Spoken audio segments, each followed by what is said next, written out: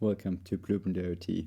In this video we will take a look on how to create your own component, footprint or symbol in Autodesk Fusion 360 Electronics Design, formerly called Eagle. Basically, in case you have no component available in any library, like the electronic component that you want to work with or that you're actually working with, that you have physically for your circuit is not available in any library. So you could import it from the manufacturer maybe, but maybe you don't find something, or you're just not happy with the footprint that the manufacturer or library provides and you want to do your own. So in my case, I want to integrate some fuses into my circuit, and therefore I checked out some fuse holders on the internet and I found a couple of fuse holders. And just to walk you here through the whole process, I want to show you that this one, for example, looks nice, has a decent price, but if you go into the data sheet, you will find out that there are no proper measurements of the actual position of the pins, and that's super crucial for us to design our own footprint. So I kept digging, and then I finally found this one, also a price that's quite okay. But as soon as you open the datasheet, which I have open right here, you will notice that you have spikes as pins. And this is difficult for two reasons. So first of all, you have 2 spikes per connection basically, so you would need to connect them later on the circuit board. This is fine, but the problems are the following. First of all, the depth of this, or the length of this spike, of this pin, is only 3.5 millimeters. So obviously our circuit board has a certain thickness, so this will already factor in at 2 millimeters maybe, depending on the type of circuit board you're using. So you will be left with really little metal to solder to, which will result in maybe a bad electrical connection, or maybe also in a physically bad attachment of the part to the circuit board. The second problem is, if we look here in the middle, I will zoom in a little bit, we have this distance between those spikes here, which is actually decently shown in the drawing, but you can see this is only 4 millimeters. Also, you can see that the actual thickness or the actual diameter of those spikes, here in the picture you can see that it's not like round or something, but in this dimension here it's actually 2 millimeters or close to 2 millimeters, which you can find here on the right hand side. So this means if we have 4 millimeters or ish here in the middle, and we subtract 1 millimeter each for each half of the circle, for each radius of the circle here, we end up with only 2 millimeters here in between. But that's just the spike itself. Obviously we need a pad around the spike, so those pads would overlap with each other, or we would have no pad at all. So this one is also not perfect for me, and I think in general a pretty difficult design to solder to a circuit board, especially if you're manually soldering. So I eventually arrived at this one here.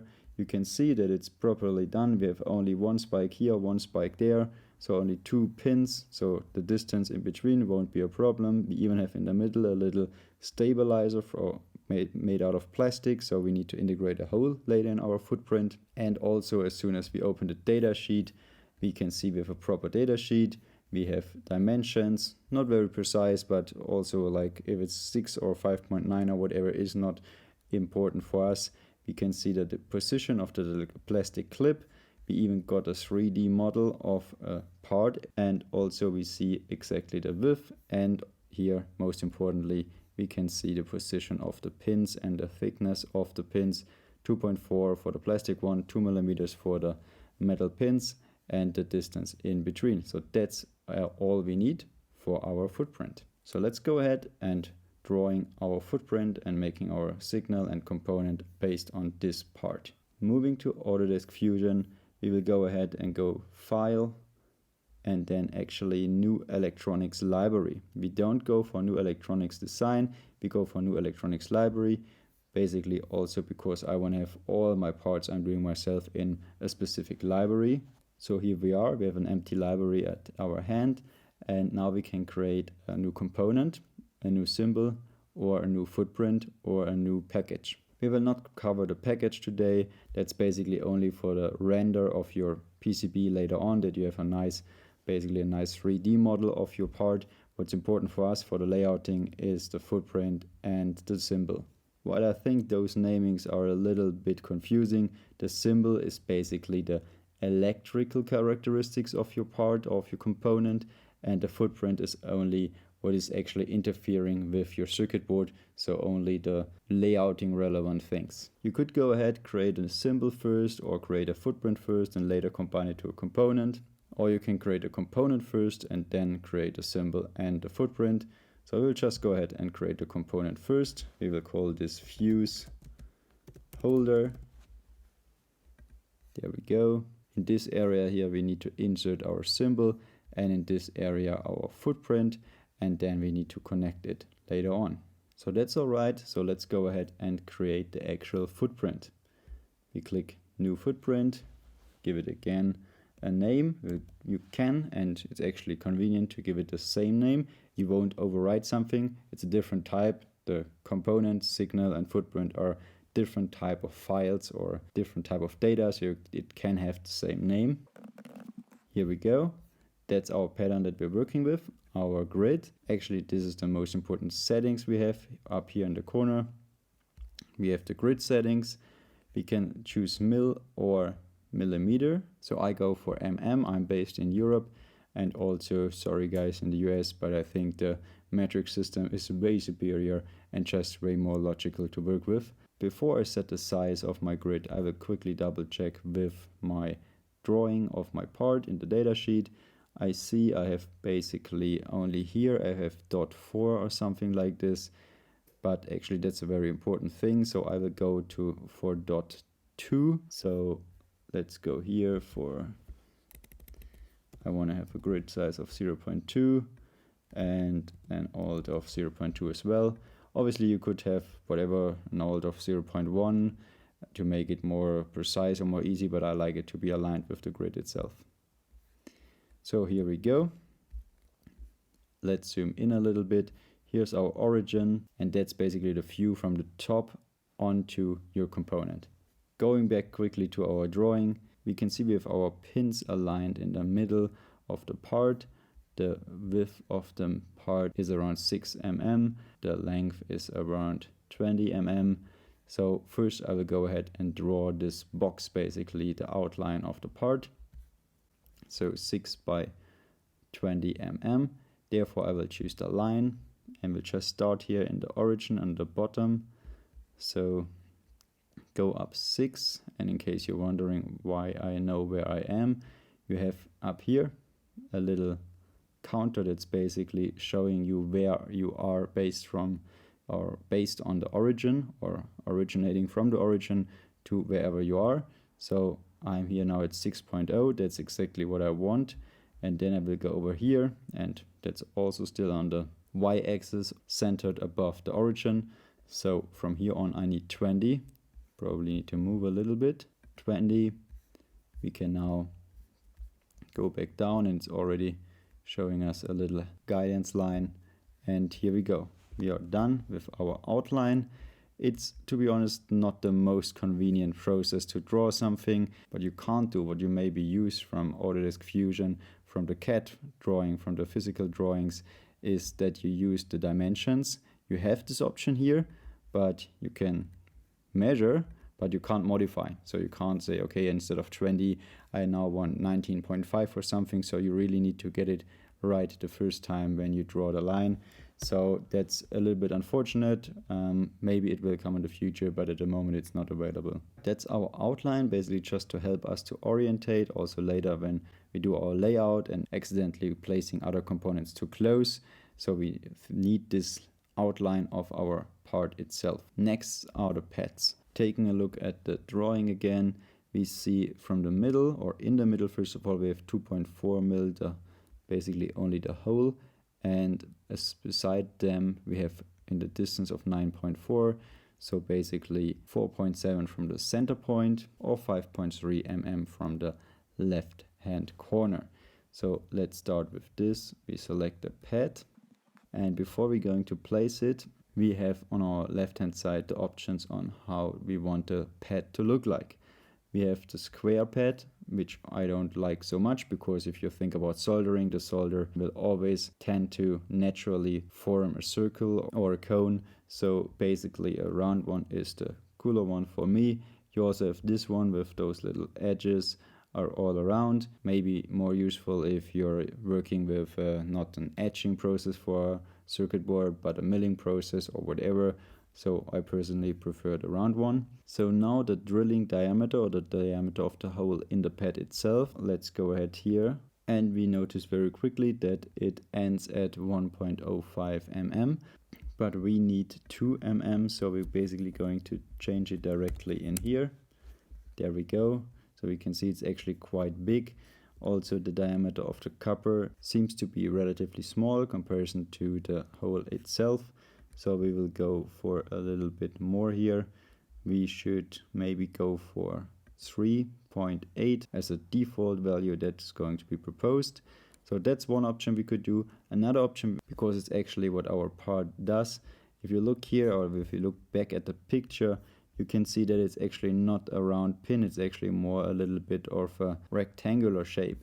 So for this we could also use the pad shape below here and go for 2 mil in this dimension, but maybe only whatever 1 mil in this direction, and then in this direction maybe only 2.5, and we would have a pad like this that is formed according to the pin itself. Alright, now we're about to place our pad.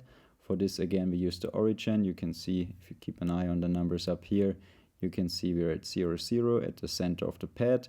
We want to have the pad obviously centered in the middle. So again, double checking, okay, 6 mm was the height. So we would like to be at 3.0 mm, and now we want to be at 5.3. That's obviously now not possible because our grid we set in the beginning to a multiple of 0.2. But I think 0.1 mm is not critical here, so I will set it at 5.2. So we just click and there you have your first pad. The next one is from there on 9.4 to the right. So again, it's not perfect, this drawing. I mean, technically everything is there. You need to calculate yourself a little bit. To be honest, it's with the most of data sheets like this. That's not the major focus of the data sheet, to make it most convenient for you to draw your own footprint. But the information is there. That's at least all we need. And then it's just a little bit of calculating. We know 20 is the total. All right. And now we're already 5.3 in plus 9.4. So it's an easy calculation. So going from 5.2, another 9.4, we will end up at 14.6. So let's approach this point, 14.6. Here we go. Again, we want to make sure that we are at 3.0 on the y-axis. So there we go, another click, and we created a pad. So next we want to place the hole in the middle. Obviously we could also use a pad, but then we would have a pad there for no reason basically. So we can also go up here, place, and then we just select hole. And here you can see it adds a non-plated hole, an NPTH. But I guess not a common abbreviation. So non-plated hole is exactly what we need, but we can see the hole seems to be small, and here on the left hand side again we can select the size. Again, I really don't know why Autodesk is doing this. 1.05 is the maximum, so we need to again basically do it ourselves. So this was 2.4, so that's what we are going for. I'm going exactly for what it's given in the data sheet, and I will tell you why in a second, but first let's place this in the middle here. Here we go, our hole is placed and basically our footprint is ready. Checking back here, you can see that 2.4 is what the hole itself is supposed to be, as well as this one is shown indicated as a round one. So that's not the actual diameter, I assume, or I hope. So that's really what the manufacturer wants us to drill, and that's why I'm sticking to this very precisely. In case it would be marked here that the actual diameter is whatever, 2.0, then I would go a little bit bigger, maybe 2.1, 2.2, to make sure it slides in conveniently. I never go too big, because otherwise by soldering you have quite a high probability that the solder tin is dripping through your hole that's too big for the pin itself. Next up is only the names of the pads. In this case, it really doesn't matter, it's just a fuse, but anyway, let's take a quick look. Right click and then name. Here you can change it. There's no need for the dollar sign to be in your name. You can put whatever you want. So I will just call it pin 1. and the other one I will just call pin 2. Here we go. So we changed it a little bit. It looks all right, and we are basically done with our footprint. So we'll just hit save. Now it's actually asking us for the name of our library because we're working within our library, and I will just call it my parts and save it, and there we go. So now it's a bit strange because what else are I now supposed to do? I'm missing here like a save button or a finish button or something, but that's just not how it is. You just go ahead and hit the next work step or the next thing you want to create. Before we close this very quickly, of course, if you want to create a SMD, a surface mounted device pad, you just click the button accordingly, and the settings and so on will be pretty similar to what we just did. So next up, we need to create the signal. Why is that? It's actually the perfect example why we need to create a signal separately from the footprint, because there are quite some parts where you have maybe a hole or an additional pin even where I need to solder to, but this pin is maybe without any function because the manufacturer decided to use the same package for a number of different type of products. So there are sometimes pins that are physically there that need a hole and also maybe should be soldered to the PCB for structural reasons, but it's not with any electrical function. So that's why you're basically creating the symbol, which is basically nothing else than your footprint with all the functional connections, just to give the functional connections to the part. I will again call this fuse holder, and we just get started. A little bit of a different grid, but works pretty similar. Here on the top you can create the pins, and again you can draw a line. I will draw again a line because the symbol is basically the model that's going to be used when you create your circuit in Autodesk Fusion Electronics, and the footprint is what you're going to see and use when you're going to do the layout. So that's the moment when you switch between circuit design and layouting. That's the moment when it will switch from the symbol to the footprint. So let's go ahead and change the grid settings again. We have them also down here. So again, we go for and we go in this case, because we don't care too much about the position of the pins itself, we go just for 1. Before, obviously, for the footprint it's super important because that's where the holes will be, but for the electric model it's not so important. So here we go, start with the origin again, go up to 6, and then we go for 20, and here we go, 20, go down. Grid line is helping us already, and here we go, that's our outline. And next up we need to create our pins. We have only 2 pins in our case. One is sitting somewhere around here. We had 5 point something, so let's go for 5, and the other one will sit at around 14, 15, so let's just choose 15, and there we go, we created our pins. You just click and that's it. You can rotate them here to place them already in the very nice way. You can also give them certain functions already, if in case you have an inverted input or something like this, but I don't care at the moment about creating any spice model. I'm just caring about creating a model that I can wire everything properly, so I'm fine with this. Now we can still rotate them, so I will just rotate it like this, and I'm just noticing that I'm not here exactly on the grid line. So I quickly delete this line again and draw once more, just connect back here, go down there, and here we go. So that's all right. Actually now I'm noticing that this is not so perfect here, being on the line itself, so maybe I move it out one more grid fin, one more grid line, and there we go. So again, we have our names here. We will rename them because again, it doesn't matter how you call it, but it's later on when you have to connect them, helpful to have the same name. So this was pin 1, and the other one we called pin 2. So that's it basically. We are done with our symbol. We don't need the hole here in the middle because it has no electrical characteristics, no electrical functionality. So we are done here. So moving back to our component that we want to create, it's a bit confusing again how to get there, but you have your navigation bar in here. So we did already the footprint, we did the symbols, and you see it's basically just like a collection of all your stuff you want to do. So if you want to create another one, it will just pop up here in the list. So that's just the overall navigation, a little bit hidden. And if we go for component, there's our fuse holder. So let's open this one. So we're back on the component view. So now it's about to import the symbol and the footprint. To do so, we will just go up here and click the add symbol. So here we go, we only have one, so we import this one. And here we go, we will place it directly at the origin.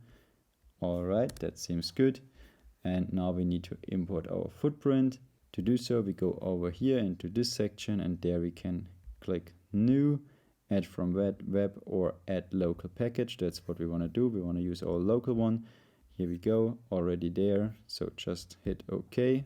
And now we can see that we don't have any nice 3D model. So it's just plotting a little box there, but that's fine for us for the moment. We can see here already that it looks like a proper footprint.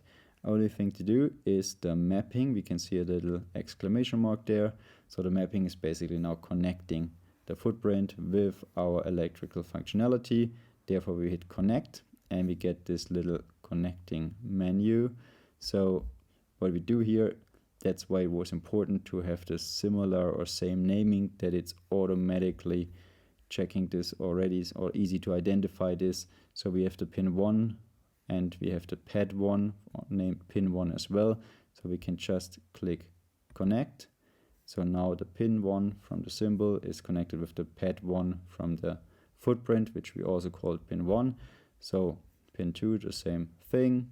That's okay. So mapping is done with the little checkbox done, and basically you're ready to go. So one last time, I'm going to save everything, and now I'm going to move over to my electronic design. So here we go. We will select not all libraries. We will select only the my parts library. There it is. And it's only one part in there. In case it's not showing up right away, just wait a couple of seconds. It needs a little bit of time of syncing everything together. So that's our fuse holder. Down here we see all our things like the footprint, the symbol, and the 3D model, which we don't have. And just double click it, and now we can insert it into our drawing. And that's now what you can see, the symbol. If we move on to the layouting, we will do this quickly. Then we can see we get not the symbol anymore. Now we get our footprint that we created before, and we can start connecting circuits to our footprint here. So that's working now as any other component. Also here in the circuit design, this is working just as any other component. So you can just easily go there, connect something, and you're good to go. Just want to show you this one quickly. That's also a footprint and also a symbol I created myself. And here you see I skipped the frame around. In case you're very familiar with your stuff, it's okay to do it. You can identify it, but obviously it's a bit messy and it's easier to put a frame around it. But also over here, you can see that for the footprint, I did it properly and put a frame around, so I can identify it and orientate myself a little bit better. And also here the naming, this is a relay, is much more important. So we have the coil ground, we have the coil VCC, we have the load in, we have the low active and the high active pin. So that's where the naming is much more important. So I hope this will help you with your designs. Let me know in the comments if you have any other functions or features of Autodesk Fusion Electronics Design, formerly Eagle, that you're missing or that you're not understanding, not getting. The UI can be very confusing until you figure it out once. It's not always the same logic. So in case you're confused or struggling with something, let me know down in the comments. Otherwise, see you next time when we're actually designing a whole circuit board, actually the relay card that we already prototyped in the previous video as part of the Cyber Garden series. And then we're going to make a proper layout here and afterwards produce it and build our first series grade PCBA for our relay card. Thanks for watching and see you next time.